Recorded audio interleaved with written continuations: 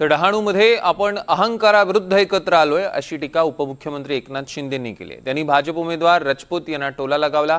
अहंकार रावणाचाही गेला असंही त्यांनी म्हटलं। फोडाफोडीच्या नाराजी नाट्यानंतर उपमुख्यमंत्री एकनाथ शिंदेंनी भाजपवर नाव न घेता पहिल्यांदाच टीका केल्याचं दिसून आलं।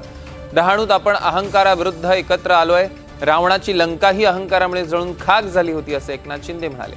त्यामुळे आता भाजपकडनं त्याला काय उत्तर मिळतं याकडे सगळ्यांचं लक्ष आहे। दरम्यान ही टीका भाजप विरोधी नाही तर ठाकरे गटाविरोधात असल्याचं स्पष्टीकरण उपमुख्यमंत्री कार्यालयाकडनं देण्यात आलं।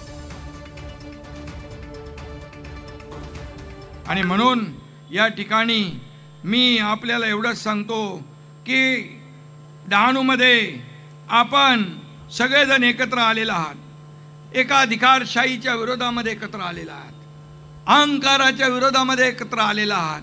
अहंकार तर रावणासारखा अहंकार होता, रावणाची लंका जळून खाक झाली अहंकारामुळे। आणि तुम्हाला 2 तारखेला तेच काम करायचं आहे, तेच काम करायचं आहे।